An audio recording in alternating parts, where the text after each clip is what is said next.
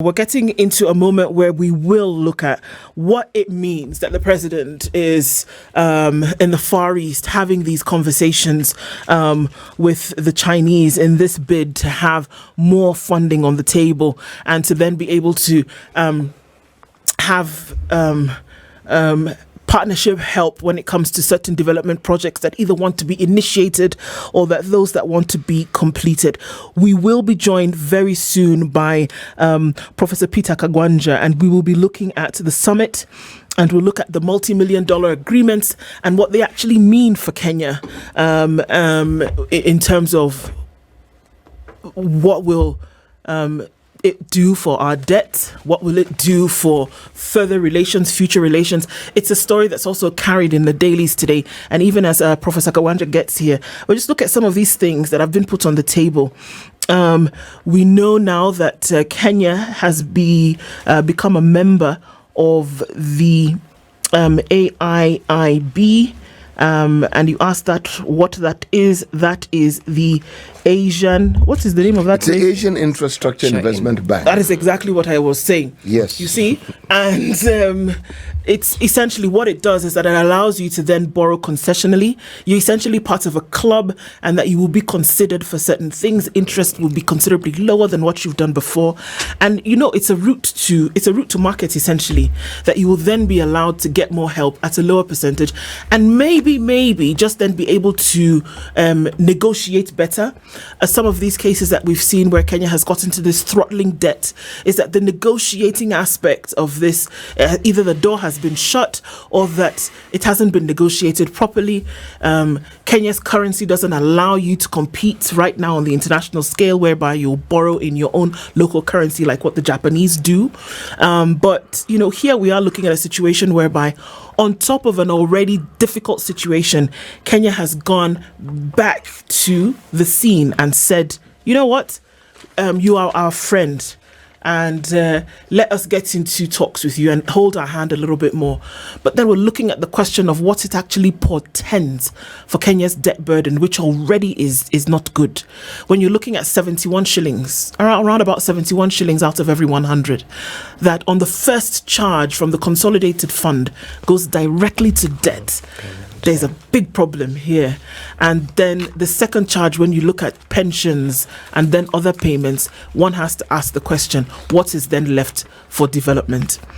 And I think this is a key conversation right now, because the president is having conversations that hinge directly on development. And some of the things that he has gone and said during these relations and during this summit, that what we are asking for is the funding that will go directly towards development. In my opinion, on one side, this is a very good thing. Why? Because what it allows you to do is that you've opened your mouth and said, this help or this assistance that we are getting is going directly towards development. You then must see the outcome of it. Is that on the bane of our existence? That's because other conversations that have preceded other borrowings have had a similar narrative. We are borrowing so that we can do this and build this dam and that bridge and to do this and the other. Mm-hmm. And that this and the other didn't quite happen, but the debt remains as a constant. Because with the sort of monies that we say we are paying, if you look at the debt that has brought about that repayment schedule, it means that that sort of amount of money, you say this every other day. If it had been invested in the country, surely would we not see it? Yes. Should there not be a huge difference? But we don't see it. But this is the thing here, because CT, during this summit, it is not, they didn't say, our debt burden is too high, please help us offset our debt. No. In the first round of communication, which happened yesterday during the summit, and there was a direct opportunity for Kenya and the president, William Ruto, to have a conversation with President Xi Jinping, the first thing that rolled off the tongue was that the big ticket projects that he discussed were the multi-billion shilling extension of the Standard Gauge Railway. If money comes, that is what we expect to see. The second one was the Rironi Mau Summit Eldoret Malaba dual carriageway, which he said were Nairobi's top priorities in the engagement with China. So if the money comes from China, that is what we expect to see. other big ticket development projects that have been asked for, you have gone in full glare of the world and you have named them in detail and said, this is what we're looking for support for. That there are key strategic developments that the country needs at this point. And this is the kind of money that we're asking for. Okay, this is the kind of partnership that we're asking for, which otherwise known as money, to make these things happen. So don't you think that there would be a significant problem if, for example, China says, okay, bro, we got you, and says, here, have this, you're part of the big bro club now, you're part of the AIIB, and then at the same time you say you need money for projects and this kind of development, we see you, we got you. Don't you think it would be a little bit of a problem, for example, if you do not see the development of the Standard Gauge Railway? But is this not the narrative that has always existed when we borrowed money? It's not a different narrative, really. Because when the countries that lend us money understand that our laws permit us to borrow for development, it's not that they don't, they know. And the reason why that money is given for development, because when you have development, it then means you've laid the foundation on which your economy can grow. When your economy grows, it therefore means that you have more money. When you have more money, paying back this debt is not difficult. It's like you borrowing money for a business. It's just that as a country, our business is called government. Okay? And the manifestation of this is the many projects. If you build a road, we know what that does. You enable trade, you enable ease of transport. When you build dams, we know what that means. All these things have a meaning to it, which guarantees, if indeed they are fulfilled, that the economy will grow. Okay? Yeah. And it actually ought to grow in leaps and bounds. But we don't see that because the money actually never quite gets to where it's supposed to get. Right here outside the gate of Standard Group, there is some civil works that we were told would take 3 to 6 months. It's well over a year, and it is exactly what it was 6 months before that year ended. It's exactly where it was. Every once in a while, you will see some earth movers parked next to it, literally parked. And then after a week or so, they probably take it where it's actually going to do some work instead of just resting. In transit. Yes. There are many projects that we say have not been completed. Where the problem arises is many of these projects, money was borrowed for them and budgeted for them, which means that the cost of the projects as envisioned was already budgeted for and the money expended. But the projects are incomplete. See? So we have it's not a small problem. This is a gigantic problem, and it's the problem that bedevils us at every turn. Every time we have this conversation, this problem rears its head. So when I hear or read that we are borrowing money, I shudder. I'm actually quaking in my I'm boots. actually in fear. Because this 71% that we pay, what if it gets to 80%? Then what are we going to do? And right now, the government decided 1.5 billion is being given to civil servants. Because they were on strike, yes. Yes, and then there's something about house allowance which has been increased, okay? Now this 1.5 billion, is it what we're going to be paying per month? Is it what we're going to pay per year? Is it what? I thought we said that we're going to freeze these things. Who said? Well, salaries and the commission. Remuneration. Yes, had said. That's no more increase of allowance. Well, they had indicated that there's certain things they're going to cut down. But the point I'm trying to make is this. It's a bit confusing. I understand that you need to borrow at low rates. And this has been the discussion we had for the longest time when we were asking, why are we borrowing commercially when there are options to borrow at concession rates that are easy to repay? The interest rate alone. What's killing us is the interest that we borrowed on. When someone tells you we borrowed at 18% and it's in foreign currency, and then Moody and his friends decide that we are going to be downgraded. Suddenly, the exchange rate of the shilling and these external monies suddenly becomes untenable for us. My issue is that there's a guarantee in my mind that the trajectory that will be taken is one that has been historically taken. That where is the guarantee? Because this money will come to Kenya in the billions. That what is the guarantee that these projects that have actually been cited are really going to be the ones that will be worked on. That what is the guarantee that this money will come into Kenya this year, and that in the next 2-3 years you will actually see that the standard gauge railway will be upgraded, and that the Rironi Mau Summit Eldoret Malaba dual carriageway will actually be constructed to completion. That it is a very difficult situation, that there is mistrust to the point of distrust in government, that this will actually happen. And on the back of what is already happening. That the 71 shillings that you pay towards debt repayment as this country is actually not enough to cover the debt responsibility. It's not enough. It's still not enough, and it's already a stifling position. And there's no problem in borrowing for development. In fact, it's provided for. There's provisory for it. But the problem is what you actually do with the funds when they come. And that it should be a very scary place for government if your people are a bit worried that, okay, fine, you've gone to get this money, but are you going to actually use it?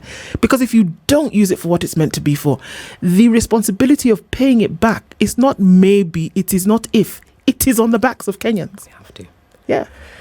And what you're raising brings into contention that perhaps IMF is a necessary evil, because at the end of the day, we might need someone to police these funds to ensure that they go to the intended purpose. As simple as that. Because it earlier on mentioned that we were downgraded by Moody's, Fitch, and the likes.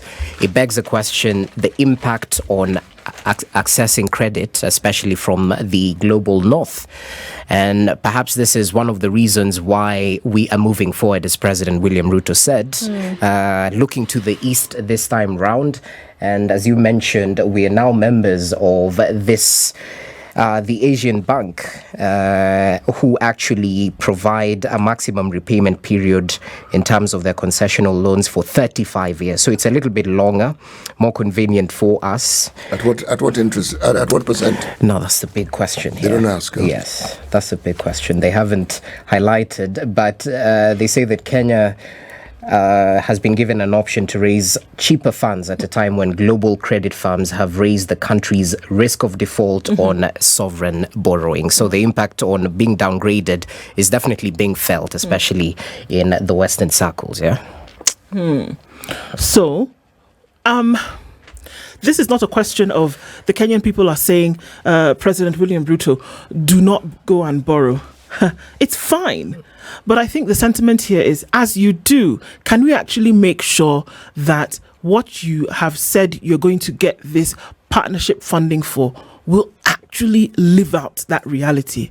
That can we actually see this dual carriageway? Nobody needs to tell us anymore, because I think we already know that when you have infrastructure in the country, it opens up so much. Whether you're talking about route, absolutely.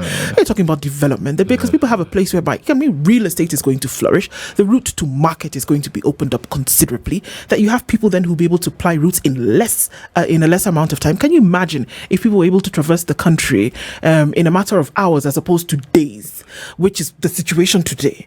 And a dual carriageway like this, which is being proposed, is going to take you well across the country in a very short period of time. What does that do for business? What does that do for development? What does that do for people who are taking their goods from farm to market? What does that do? And it is immeasurable in terms of the value then that it's going to be able to create. But the problem is that somewhere between receiving the money and the dream and the goal, something happens in between there. And it is unfortunately irresponsible governance that has taken us to that place before. That if you cannot show people in the last 10 years where development money went, and that you still go back to keep getting more, can you blame your people for doubting you? Can you blame your people for having that sense of the unknown?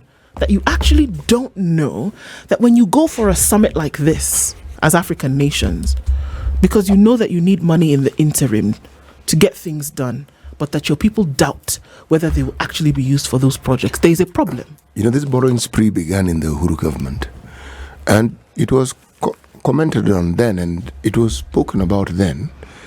And what we are now questioning and talking about was envisioned then, and the borrowing didn't stop. Laws were broken in the process. Parliament did what it normally does, slept on the job, and then all manner of things just sort of like slipped by. But the net result is we are where we are. So really, if we had 10 years of borrowing that got us to where we are, and we could see what it was that had been purposed, and we then see what it is that actually got done, our lived experience tells us that we have every reason to doubt, and to doubt seriously, that new borrowing is actually going to bring about change. Or we're going to deviate from what we saw in the previous 10 years. Because if the amount of money borrowed is representative of what we saw in the last 10 years, then we don't want to borrow. Nope. We do not want to borrow. But there's a budget hole. How do we fix that if we can't borrow? Well, let me ask the question, okay? Because we have determined that we will keep borrowing to fix the this budget deficit that we keep speaking of. We've asked a simple question: have we tried living within our means? We collect 2 trillion or thereabouts. Have we tried fitting into this 2 trillion? Then someone will tell you, well, there's this 70% of our budget that we need to for repaying loans. Ask the other question: who says we cannot renegotiate these loans? We've been paying the loans, we've never defaulted. And loans are loans, whether it's from your local bank or it's an international lender. If you have a record of paying those debts, you can always have a conversation. Always. They underline always. You can always say, look, this is where we are, this is what... We need a breathing space for at least a year. And why am I mentioning a year? Because we've seen it done. When President Kibaki took the reins of power, 1 whole year, no new development projects, work on the ones which existed. So the issue of borrowing for new projects did not arise for a year. So you rationalize and you understand exactly where you are. So when you start moving or borrowing, there's clarity. But this one, when you pile a debt on top of another debt and there isn't clarity as to what that debt did, and then you now want to pile another debt onto another debt, no matter how good the reason is, we have, unfortunately, our reference point is what has happened in the past, and what has happened in the past is not pleasant, is not easy to consume or even to accept. But no, sorry, sorry, please. I actually don't understand. I'm not even trying to be funny. I really, really don't understand. So you have 100 shillings, okay? Let's start from there. The experts have told us, and it's we can see that from this 100 shillings, 70 of it is going away to pay debts that you owe, okay? You now have 30 shillings left, right? About 16 of that 30 shillings is going towards paying recurrent expenditure. Actually, it's a little bit more than 16, but it's recurrent expenditure, pensions, everything. So you have about 8 bob left to do everything else. Development, you send money to the counties, you will do this, that, the other thing with 8 bob. Now, you're already drowning. In fact, you're well underwater now, and you've just got a little bit of oxygen left before you find your way to the top.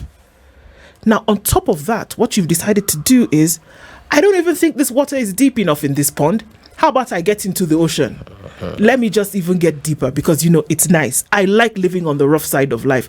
I enjoy Russian roulette. Let me play it a little bit more. And I leave this pond and this lake, and I get into the deep blue sea with the devil. How?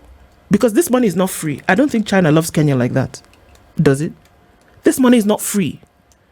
This money that they're going to give you is going to be in the billions to be able to do these development projects. Whether it is 100 years, whether it is 200 years, whether it is 5 years or 50, you will pay back that money. Where is it going to come from for you to pay it back in a situation where you are already in the red? I really don't understand. I want to be able to understand. Even if you want to do some kind of economic voodoo, how will that actually happen? And austerity measures is not the solution, by the way. This talk about austerity measures, it's utter nonsense. Yeah. Absolute and utter nonsense. When you talk austerity, the conversation, in my opinion, ought to be, how does government stop wasting our money? Okay? Not austerity. Waste. Living large. Spending huge amounts of money on things which have nothing to do with development. That one. Because you can't, on the one hand, talk of austerity and you're still living large. So what are you talking about?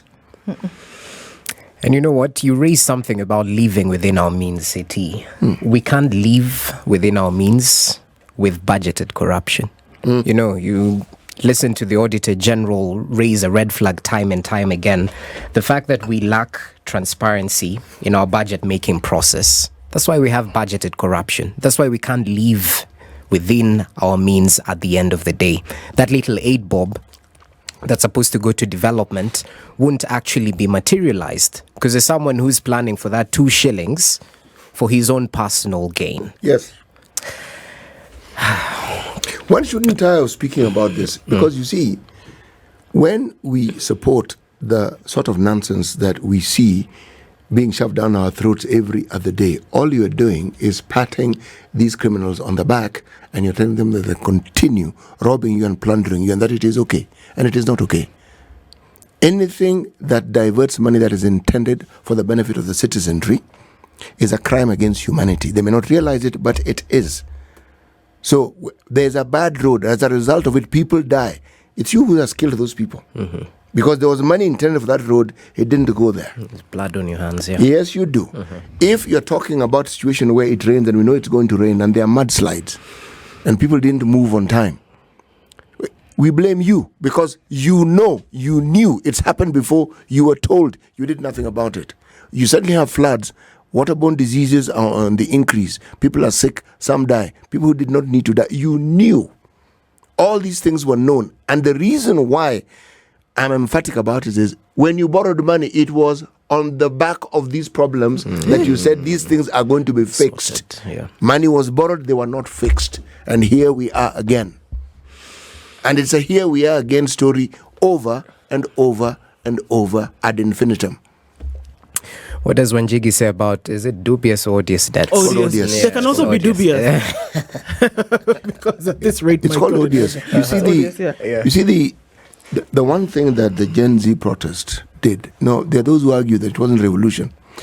Yes, if you're looking at revolution in the physical sense where historically it involves people rioting, people dying, things being burnt, then you could say it wasn't. But if you're talking about the challenge of a mindset and the challenge of the thought process and the overturn of leadership from a physical standing on a rostrum to issue all manner of things to a leadership that is based on thought, then it was a complete revolution. Because you actually saw manifest issues. We want this finance bill is this issue. At no point were our people, these people, it is us, foreign. The foreign issue and the discussion came now from those in positions of authority, that these things must have been funded. The citizens who live in this country, who haven't been jaded like yours truly here, by years of putting up with this utter nonsense, people who are determined not to put up with it, were saying, actually, apart from just saying it, we are not going to put up with it. And they're speaking loudly. Suddenly, it is foreigners. The people who live in this country can feel the pinch. If somebody is in the age bracket of the Gen Z, they have relatives, they have parents, they can see the struggle of their parents. They live in those houses. The people who are having to live within their means are the people who had nothing to do with getting Kenya into the problem that it is in today. The people who should be living within their means are doing everything but living within their means. That it is very clear that you do not need a lot of the trimmings and trappings that we're seeing that government officials are using day in, day out. The runaway corruption that we are seeing in this country every single day, for which very few people are being brought to book, those are the issues that we ought to be dealing with when it comes to living within our means. When we're saying pull up your bootstraps and get your feet on the ground running in terms of what needs to be done to get this country from point A to point B, it is not being done by the people who need to do it. Kenyans are living within their means. Kenyans have no choice but to live within their means because they're suffering. That is what we are talking about today. It has nothing to do with the people who are actually living within their means. But the people who should be living within their means And the not. protest that we saw was because those means within which people were living was now being reduced further. So you're being asked, okay, so you are already living with the bare minimum. So what is below the bare minimum? Hey, tighten your belt. There's nothing to tighten it around. No belt. In fact, the belt has gone. The belt is gone. This is the Situation Room, the only way to start your day.